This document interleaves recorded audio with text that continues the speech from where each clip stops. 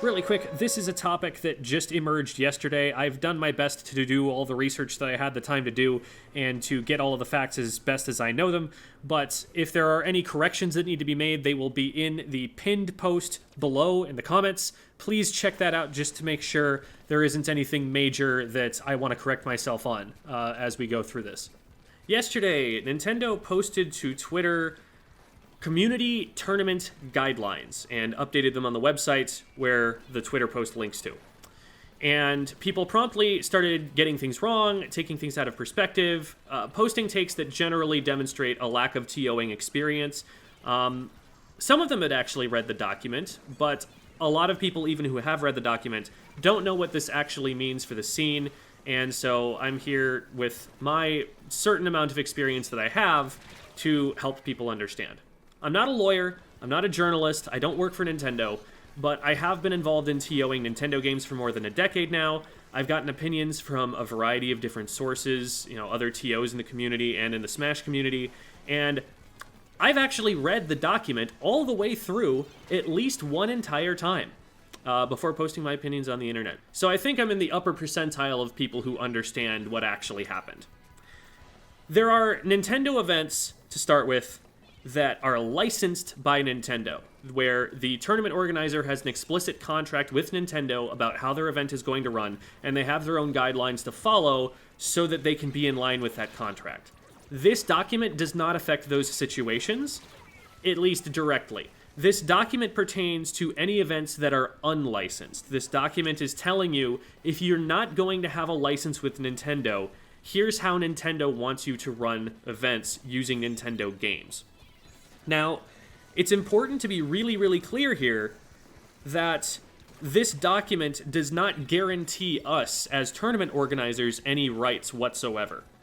The legal stance on this has always sided very, very largely with the copyright holder. See, Nintendo is the copyright holder of the games that they produce. That means that they get final say on where these games are performed, how they're performed. So you think about like a play. If you're a playwright, you get a certain amount of power about where your play gets performed and by whom and where and stuff.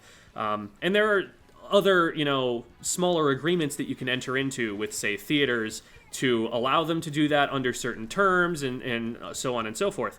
But at the end of the day, the power rests with the copyright holder to allow that. And the performance of a video game just kind of means anywhere it's publicly played. So if it were to go to court, then Nintendo would probably be sided with if they're trying to shut down an event, unless there was an explicit contract allowing for that event to go forward in a way that Nintendo is saying that they wanted to shut down. And they reassert that in the document. There is a section of it where they just take a moment to say, hey, by the way, we have the right to just kind of go back on any of this if we want to. This is Q18, so this is a question and answer kind of thing at the bottom of it. Nintendo may request the cancellation of any community tournaments in its sole discretion, including any tournaments that violate or may violate these guidelines, or that Nintendo deems inappropriate. In addition, they may request the cancellation of a community on behalf of the right holder of intellectual property rights other than Nintendo upon receiving a request from such a right holder. They'd have all the power here. They can shut us down. This document is not telling us, here is what you can get away with, and if you do this, then in a court of law, if Nintendo were to try and shut you down, they would be stopped. No. Nintendo has always had that power. They always will have that power until the law changes. So this document isn't so much legally binding Nintendo as it is stating what Nintendo likes and doesn't like, and letting us know, both for the sake of transparency, so that we know how not to step on Nintendo's toes. That's the favorable way to look at this. But also to remove our plausible deniability. If we were to run a tournament before these guidelines, and we were to do something Nintendo didn't like, at least then we could say, well, Nintendo never told us that they didn't like that. and we'd, have a leg to stand on in some respect there. If they took it to court, again, they have all the power. But at least here, we don't look so bad. But now, it's clear, Nintendo's making it clear, hey, if you do the X, Y, and Z thing, we don't like that. And so if you do that, you're doing that, against our wishes. So that kind of cuts both ways here, and that's more of what this document is. Other communities have documents like this. For example, there's a community license for Capcom games, a community license for Rocket League, but as we will see, and this is a point that I want to stress, Nintendo's are different, okay? Nintendo is not like other groups, and before someone goes out and says, oh yeah, well, it's because they're Japanese, right? So being Japanese, they come from a different culture, it's just a different way of doing things. No, Capcom is Japanese too. Okay? And Capcom's is not this restrictive. Capcom's is more restrictive. It's true that that is a cultural trend. But Nintendo's is really, really restrictive in ways that other major esports are not. This is a Nintendo thing. It's not just a Japan thing. Let's get into what those restrictions actually are.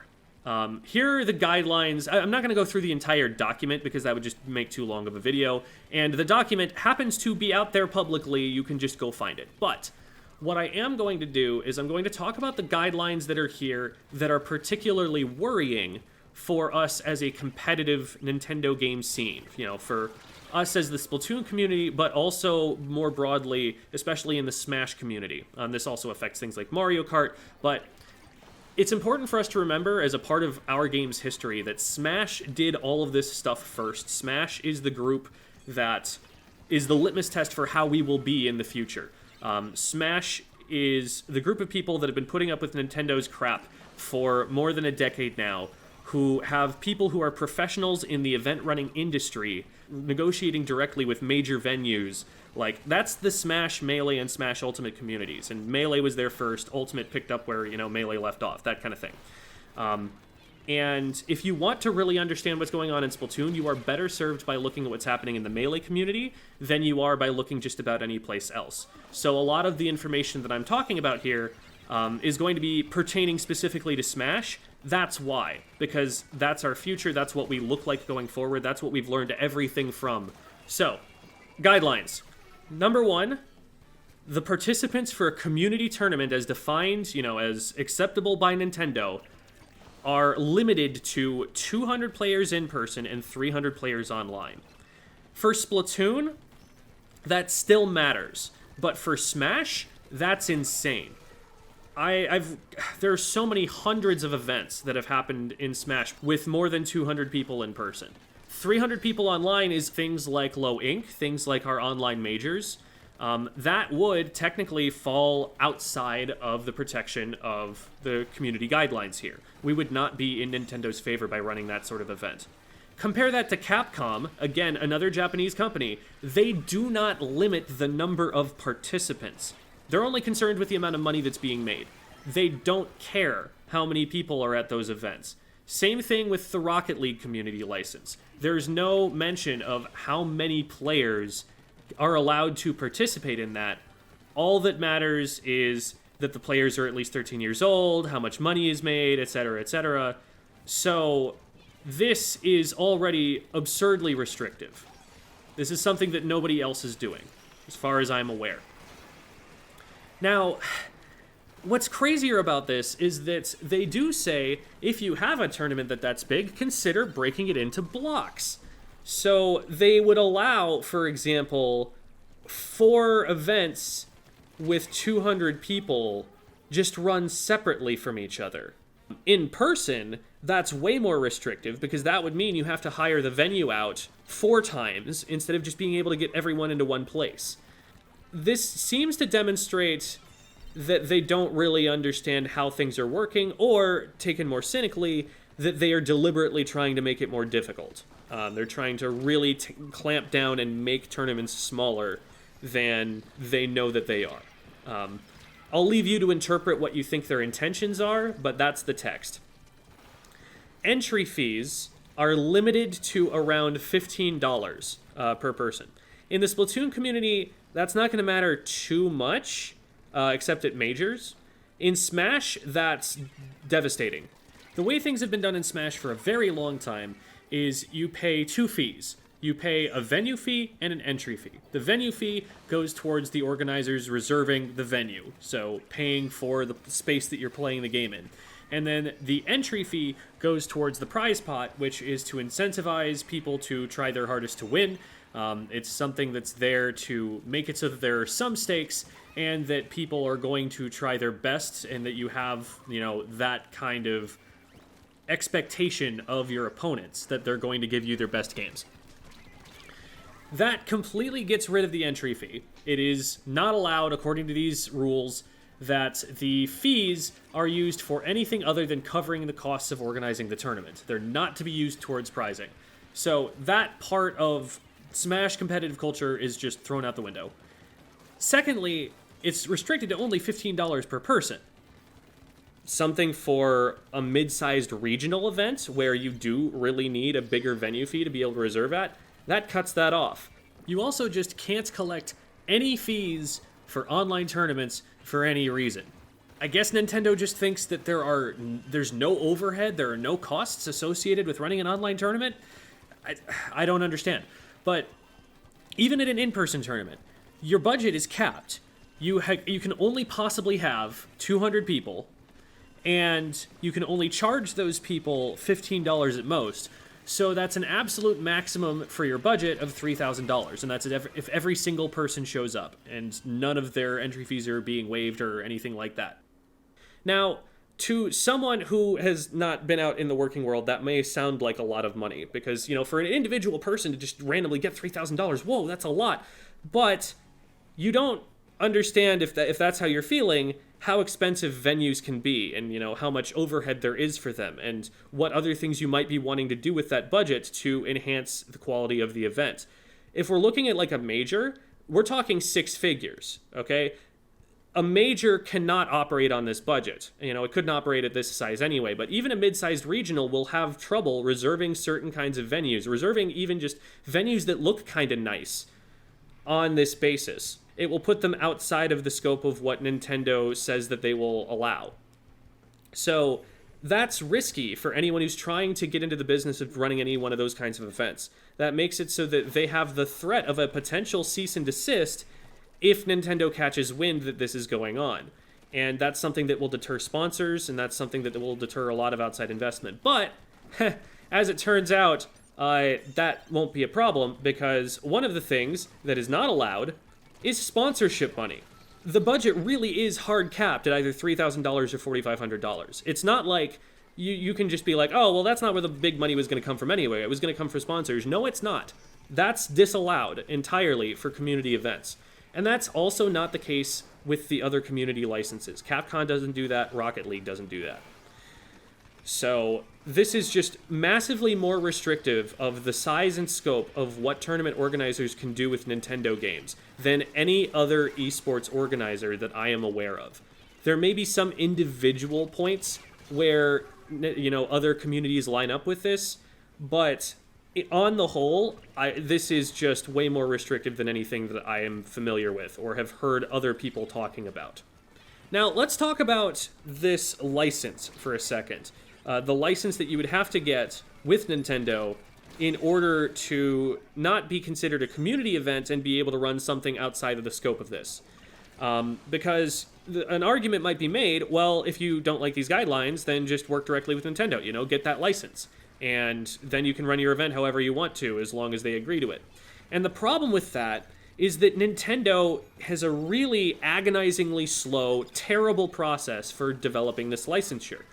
What will happen, and this is according to some statements made by the Crimson Blur on his Twitch stream where he reacted to this. He knows so many things that he is under NDA for. He's been involved in so many negotiations on these kinds of contracts with Nintendo. And he's one of the biggest TOs in the Smash scene and has, eyes everywhere. He's worked directly for Twitch.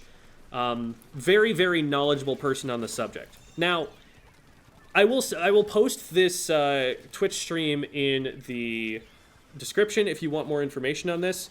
He's mad, okay? He's upset And he's very, obviously biased in the corner of the Smash community, as, he should be as a grassroots representative of it.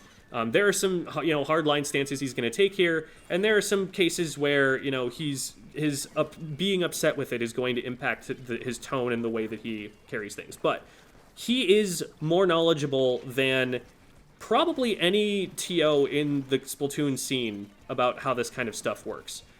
And the way that he characterizes this process is there's an agreement that Nintendo puts out that's boilerplate that nobody in their right mind would agree to from the stance of a legal team. There are just too many rights being given over to Nintendo. You have no control over the event. And so you negotiate. You say, okay, 80 to 90% of these things are fine. Some of these are absolutely not fine and need to change in order for us to just be able to run this event the way that we can. In a way for it to be sustainable, in a way for it to be anything close to what the community wants it to be. So they submit for these changes, and then they wait months to hear back on those changes. And sometimes those changes get made, other times they just get flatly denied with a paragraph's explanation of it. And you have to refigure them out and submit them again. This process can literally take years, and there is documentation about this process taking more than a year to get this sort of licensure. The number of events that now fall under the guidelines for needing to be licensed in order to be in accordance with what Nintendo wants, it's going to go up by maybe like 50 to 100 times. That's how many more events are going to need to get licensed in order to fall under the guidelines that Nintendo wants, because they can't qualify for being community events anymore. So it's just flatly unrealistic to expect every organizer to get this licensure and actually fall under the purview here, unless Nintendo massively increases the size of the team that is processing these applications.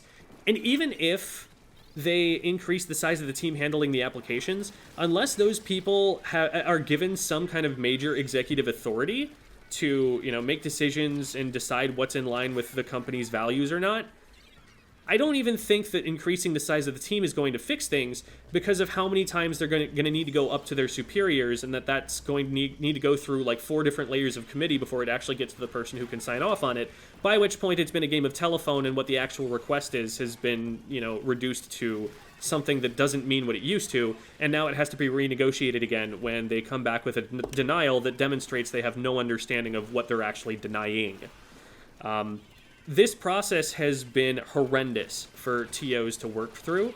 So, at the moment, what the Smash community is actually planning on doing in response to these restrictive guidelines is simply continuing to operate as usual and seeing where and when and if Nintendo actually decides to pull the trigger and issue cease and desist orders, and to learn from that action of Nintendo what it is that is actually allowed now, what it is they can get away with, what it is that's going to get stopped. If at a certain point, of anonymity, it becomes kind of the same thing. So that's how these are going to be taken by the Smash community. But even so, even if our whole game plan is to be ignoring some of these prohibitions, that does mean that we're a little bit nervous, because in doing so, any organizer might incur the wrath of Nintendo, and they would incur a disproportionate wrath to everybody else who's already doing it. Like, it's not like Nintendo is going to find every single group that's doing this sort of thing. It's going to find one of them, and that one of them is just going to be SOL. So, man, it's difficult to be one of those mid-sized tournament organizers. It's difficult to be trying to find sponsors for events for stuff like this. This does pose a bit of a threat to the tournament ecosystem, depending especially on how it ends up playing out.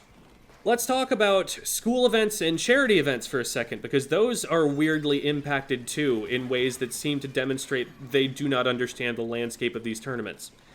School events are only allowed to be standalone competitions between 2 schools, not events that have multiple schools participating at the same time, nor can you qualify for another round of competition with a third school in one of the standalone competitions. My only guess as to why this sort of thing might be in there, you're not allowed to have a tournament between more than two schools, okay? You're not allowed to run a bracket where there are four teams even that all come from different schools. I'm thinking that this is basically just them codifying a non-compete agreement with Play Versus into their community guidelines. They don't want a grassroots organization to be stepping on Play Versus' toes, because they have an agreement with Play Versus to run like high school esports stuff, and I guess they want all of those kinds of conversations with other orgs that might want a license for Nintendo going straight through Nintendo. They want those to be licensed. They want full control, contracted control over those. So otherwise, they're just not going to protect them. So for your collegiate and high school groups out there, I would be careful not to be too public about this sort of thing if you're going to run it, because this might just be something you have to run underground if you're not going to do it through a group like Play Versus. And there are definitely reasons not to want to do that. There's a video that I've been considering putting out about my analysis of Play Versus and their format. There are a lot of things they do well, and I'm not going to say that, like, not to support them at all or anything like that. But there are definitely valid reasons I think that groups would not want to come into an agreement like that, and this makes it more difficult for them to run something under the radar like that. So be careful about that sort of thing. Another thing, charity events. Nintendo wants you to enter a separate agreement with them about something that you're running for charity. Something that might shed some light on this perspective is the restriction on campaigns or initiatives based on personal or organized opinions, ideologies, or beliefs. So, for example, there is a player in the Smash community, a top player, who for a long time has been competing under the tag Free Palestine. And it seems to me that taking an ideological stance like that would fall under the purview of Nintendo being able to shut it down on those grounds, if they didn't agree with the opinion being expressed. And there are some charities that have ideological grounds to them. So, I don't know what all they would want to do with this, but if there was something, some charity that Nintendo didn't really agree with on ideological grounds, this would be a way that they could shut that down, and that's my guess about why those are so restricted. But again, no other community license has restrictions like this on charities. You don't even find the word charity in the licenses, because it just kind of goes without saying, like, yeah, if you're raising money for charity, we'll go ahead. That's on your initiative, and that doesn't reflect on us. But Nintendo seems to care weirdly about that particular issue. Some other things that are really weird prohibitions that are in the guidelines as not counting for being protected under the community guidelines, or not. You can't even say that you're protected under the community guidelines, more so just that you're understood to be in line with Nintendo's wishes, probably. The age of TOs must be, the age of adulthood in that country, if the TO is going to be collecting any kind of venue fee. So, for example, if you're a 16-year-old who wants to run a Smash Ultimate tournament, you're not protected under the community guidelines. The budget for the event needs to be publicly posted. That's very irregular. That's not the way that business is done in event organization. Like, that hurts the ability to negotiate with venues and things like that. That's very weird. That's such like an invasion of what should be a private business deal, honestly, between the people who are involved in that transaction. So that's very weird. Also, you're not allowed to pay your commentators to fall under the community guidelines. You're not allowed to pay to fly top players out. That's a very common marketing practice in competitive Smash. There's so many events right now that you need yours to stand out, and so getting a top player out is a reason that someone might want to go to the tournament, and so you reach out to this top player and be like, hey, we'll pay for your flight if you want to come out here because you're important enough to grow this tournament that it's just worthwhile for us to give you this special treatment. That's a thing that's happening constantly all over the place and even being advertised as happening, and that wouldn't be allowed. Artist alleys, they're just not allowed. Or selling food.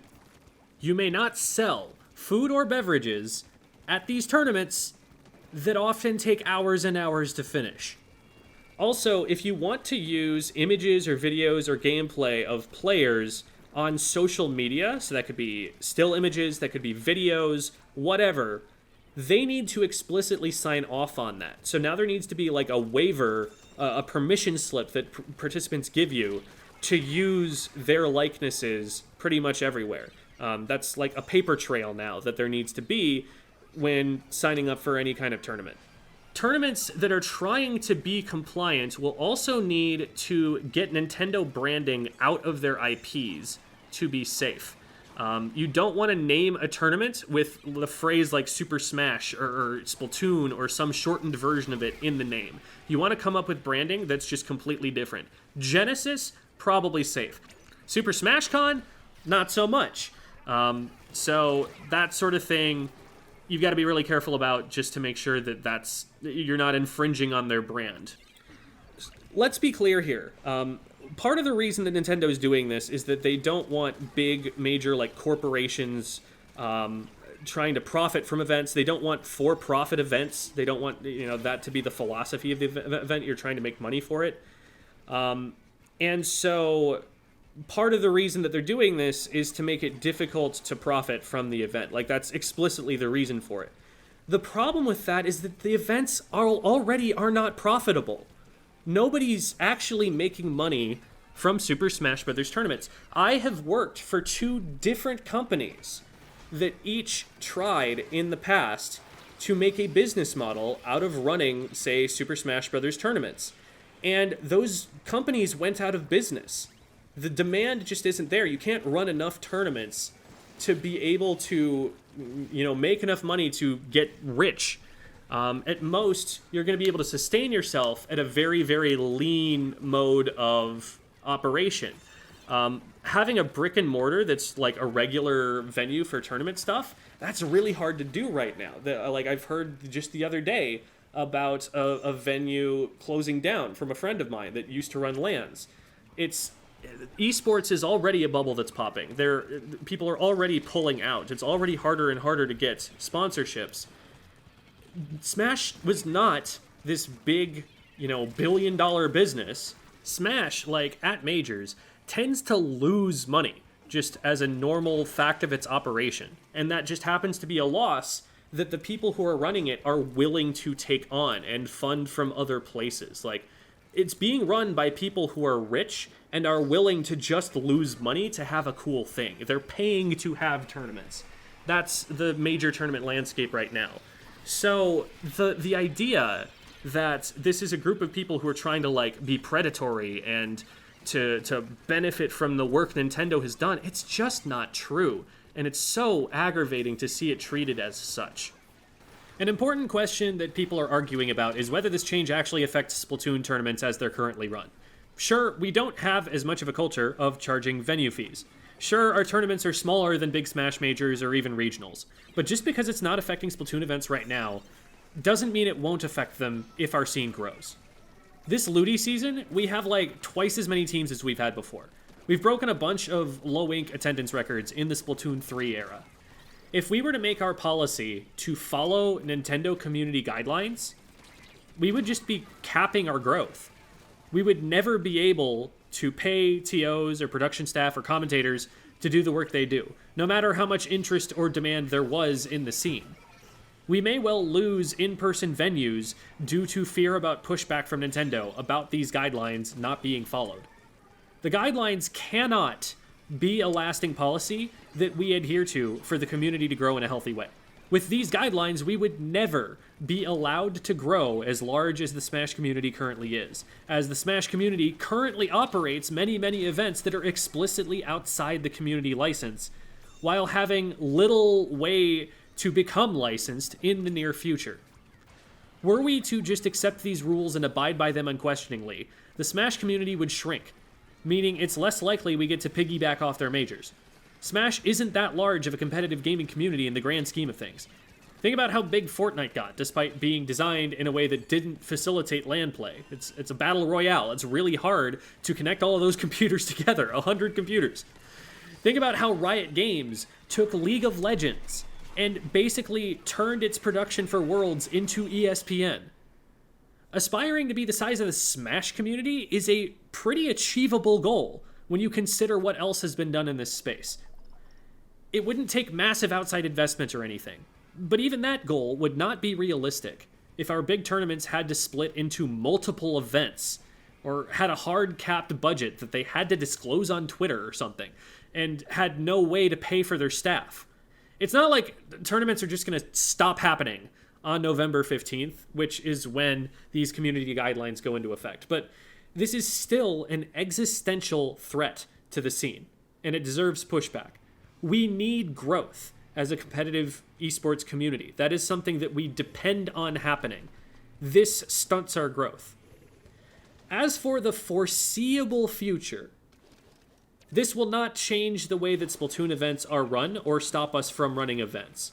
Frankly, as far as I understand it, we're either not going to comply and we'll just wait for Nintendo to come for us before we change anything, or we're going to be attached to Smash events where it's their job to choose whether to comply and it's out of our hands.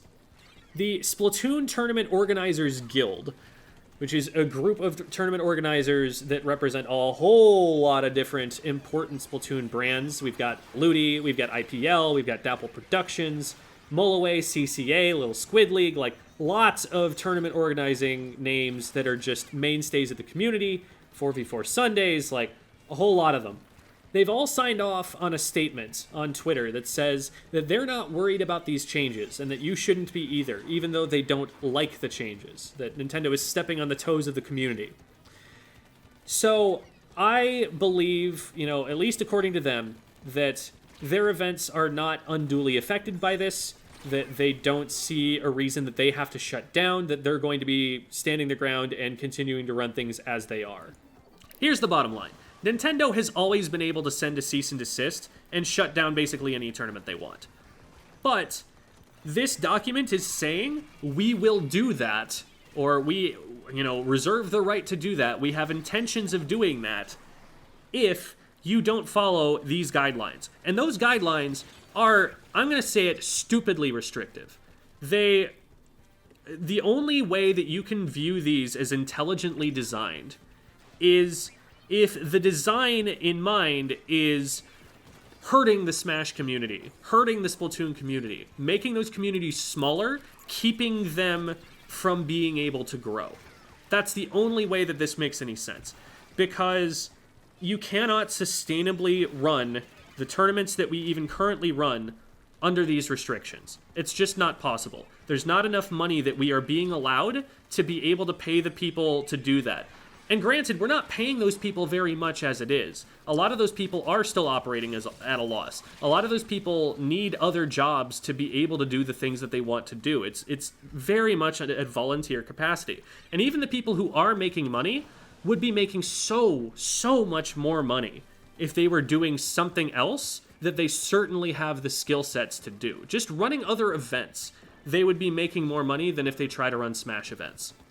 So they seem to either just be explicitly trying to hurt the competitive scene, or they have no bloody idea what's actually involved in running it and haven't made any effort to try and are negligent in that. And this deserves a lot of pushback, not that I think Nintendo will actually listen. What I think actually will happen from here is that Smash community tournament organizers will go and run things as they usually do, daring Nintendo to do something about it, running things, below the table, and just sneaking their way through to try and get past these regulations and to get past specifically any enforcement that is Nintendo's going to try and do on them. Somebody is going to get very unfortunate and actually be caught by Nintendo breaking one of those regulations, and there's going to be a big stink about it sometime in the near future.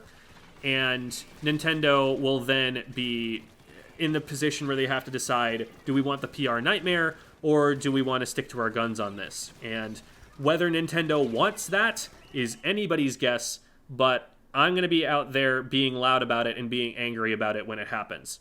I've still got hashtag SaveSmash and hashtag FreeSplatoon in my Twitter handle, and it hasn't gone away because this is still the state of being between Nintendo and its competitive communities. And until that changes, I'm not going to shut up about it. I'm still going to be angry.